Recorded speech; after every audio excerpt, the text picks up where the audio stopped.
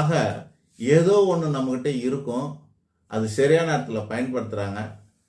யதார்த்தமாக பயன்படுத்துகிறவங்களுக்கு தான் கிடைக்கும். வேற திட்டமிட்டு பிளான் பண்ணிலாம் பண்ணிகிட்டு இருந்தாலும் சொல்ல முடியாது. இது யதார்த்தமாக, அன்புலாம் யதார்த்தமாக தான் பயன்பட முடியும். ஆனால் சூதை எப்படி பண்ண முடியும்? திட்டமிட்டு தான் பயன்படுத்த முடியும். புரியுதா? ஆக ஒவ்வொரு மனுஷனுக்கிட்ட ஏதாவது ஒரு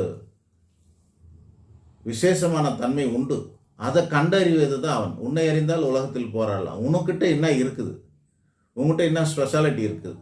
எதுவுமே இல்லைன்னு நீங்களாம் விரக்தியாக சொல்ல வேண்டிய அவசியம் இல்லை. ஏதோ ஒன்று இருக்கும், ஏதோ ஒன்று இருக்கும். வெறும் அனுபவம் இருக்கலாம், பேச்சு திறமை இருக்கலாம், வயசு இருக்கலாம். யங்ஸ்டர்ஸ் கிட்ட என்ன இருக்கும்? துடிப்பு இருக்கும். இளமையான அவங்ககிட்ட துடிப்பாக இருப்பாங்க, ஆர்வம் இருக்கும். துடிப்பும் ஆர்வம் யங்ஸ்டர்ஸ் கிட்ட இருக்கும். மிடில் ஏஜ் கிட்ட என்ன இருக்கும்? அவங்கக்கிட்ட போதுமான அறிவும் இருக்கும், கொஞ்சமான அனுபவமும் இருக்கும். கரெக்டாக? வயசானவங்ககிட்ட என்ன இருக்கும்? அவங்ககிட்ட அனுபவம் நிறைந்து இருக்கும். நெகட்டிவ்ஸ்னும் அதுவும் அனுபவிச்சிருப்பாங்க. ஸோ இதெல்லாம் இருக்கும். ஆனால் அவங்ககிட்ட எனர்ஜி கம்மியாக இருக்கும், சக்தி கம்மியாக இருக்கும். இப்போ இது மூணில் எது வேணும்னா, மூணுமே தாங்க வேணும் மனுஷனுக்கு. இது மூணுமே தான். ஒன்று மட்டும் வச்சு வாழ்க்கை ஓட்ட முடியாது. வெறும் அனுபவம் இல்லாத இளமையால் துடிப்பான ஆர்வத்தால் ஓவர் ஆர்வம் துருன்னு குழந்தைங்க நெருப்பு எரிஞ்சிட்டே இருக்குது, கேக் இருந்துகிட்டே இருக்குது, கேக் வச்சு வெட்டலான்னு நினைக்கிறாங்க. ஒரு குழந்தை குடுக்குன்னு ஓடி புசுக்குன்னு கூட்டு போட்டு அடித்துறதெல்லாம் உண்டு இல்லை. இந்த மாதிரி ஆர்வம் மாதிரி தான் இருக்கும் வாழ்க்கை. அப்போது ஒன்றும் தெரியாதவங்க, புதுசானவங்க, ஃப்ரெஷ் கேண்டிடேட்லாம் ஆர்வம் இருக்கும், துடிப்பு இருக்கும். அவங்கக்கிட்ட வேறு இருக்காது. பேசிக்கான அறிவு வேணும் இல்லையா?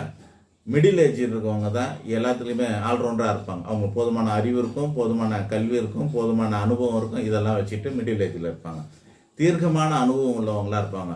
எல்லாமே நமக்கு வேணும், மூணுமே வேணும். இதிலெல்லாம் நம்மக்கிட்ட என்ன இருக்குது? அனுபவம் இருக்கா, அறிவு இருக்கா, வயசு இருக்கா? இதுக்கேற்ற மாதிரி நம்ம அதை வச்சே நம்ம வாழ்க்கையில் முன்னேற முடியும். ஆக எவ்வளோ விஷயங்கள் இருக்குது. லிஸ்ட்டு போட முடியாது, பட்டியல் போட முடியாது. இதால் தான் ஒருத்தர் முன்னேறான்னு உங்களால் சொல்லவே முடியாது. பல விஷயங்கள். ஆனால் உங்களுக்கு ஒன்று சொல்கிறேன் ஜோசியரா, 12 கட்டும் 9 கிரகம் ஜாதகம். ஒருத்தருடைய ஜாதகத்தில் 12 கட்டமும் கெட்டு போக வாய்ப்பே இல்லை.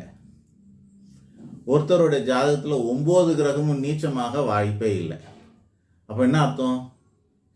ஏதோ ஒன்று நல்லா இருக்குமா இருக்காதா? ஒரு கிரகம் நல்லா இருக்கலாம், அல்ல ஒரு கட்டம் நல்லா இருக்கலாம். ஆக எது நல்லா இருக்கோ அதை வச்சு தான் வாழ்க்கையை நம்ம தேர்த்திக்கணும். இந்த ரகசியத்தை நீங்களாக கண்டுபிடிச்சிக்குங்க. தெரியாத சூழ்நிலை ஜோசியரை பாருங்கள். அவங்க இதெல்லாம் உங்ககிட்ட ப்ளஸ்